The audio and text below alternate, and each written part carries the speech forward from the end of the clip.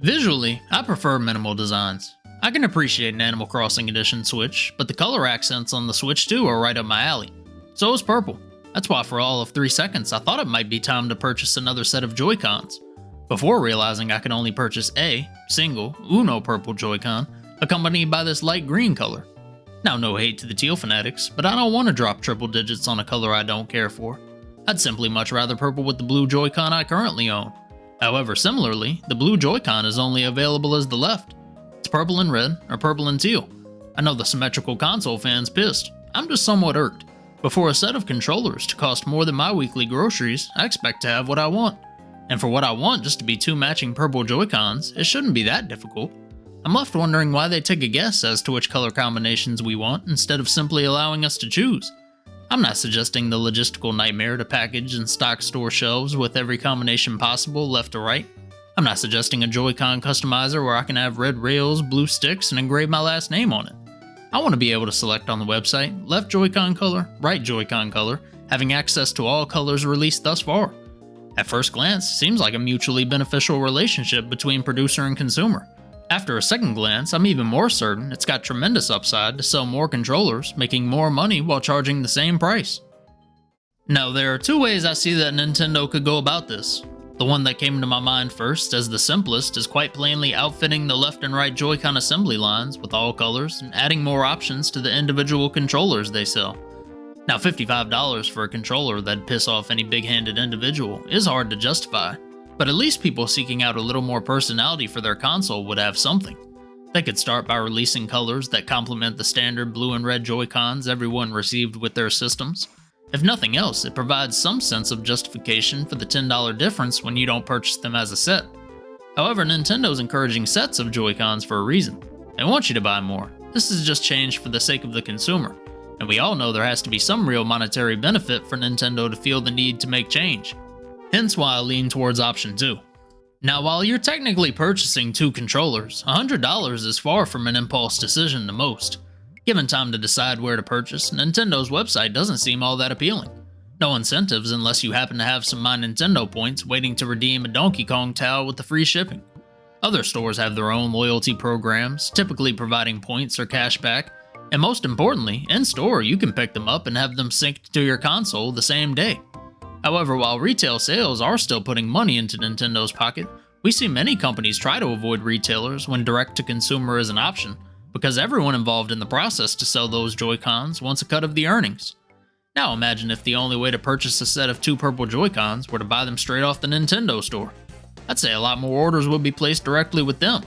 Not only better margins on the controllers, the additional items that would have been purchased with them as well, generating more traffic to their website with their ads, where they may be able to steer consumers to purchase things not being advertised by the local Best Buy, achieving a shift in their demand naturally without threatening the retailer's ability to sell, allowing Nintendo to maintain their retail presence where people less concerned with the colors of their controllers will continue to purchase like normal.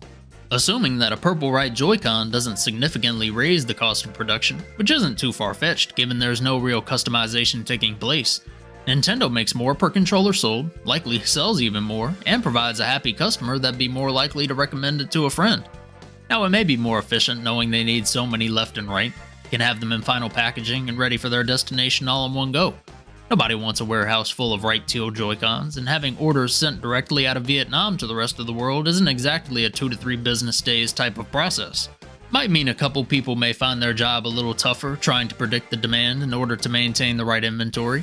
However, that'll become more of the case anyways as the number of color combinations increases. Push comes to shove, there are a lot of money-conscious consumers that would love to gamble on a $90 Joy-Con mystery pack, where they unload the forest green ones they couldn't sell. Most of all, it doesn't prohibit them from anything going forward. They want to drop some Pokemon-themed Joy-Cons to push hardware sales, it's just a separate store listing. They can still launch new color options to coincide with game releases where people may be in the market for some more controllers. They want to pursue a true Joy-Con customizer, it's not like this is meant to serve that purpose. Not a lot of cons to be had on this list, and there's still one pro I've yet to mention that could really benefit holiday 2026. Now, opening up a present to see your favorite color Joy-Cons would be a great surprise. Get to swap out those red and blue ones the system came with, but what if you never got them to begin with? Not everybody has a need for 4 Joy-Cons, leaving some who can't justify $100 simply to let the original pair collect dust on the shelf. I would love to see the option to order the system coming packaged with selectable Joy-Con colors. Even if it's just limited edition, create a craze, ignite a little FOMO. Maybe make that the Black Friday special since we all know which way the price tag is going, if any. Makes a Switch 2 as a gift seem more thoughtful. Could entice people to go ahead and pull the trigger to leave the Switch behind for a Switch 2. You've got GTA 6 launching, RAM prices still rising, probably another tariff coming any day now.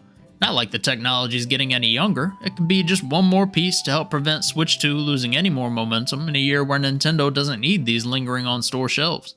At the end of the day, I honestly don't get what they stand to gain releasing a new color combo once every blue moon. Unless they've got a few special editions in mind they want people to hold out for. I certainly wouldn't complain about that, but I haven't seen anything to leave me hopeful for that. I know I could take an hour, disassemble my Joy-Cons, take a can of spray paint to them, or buy custom shells online, put them back together and pray they still work.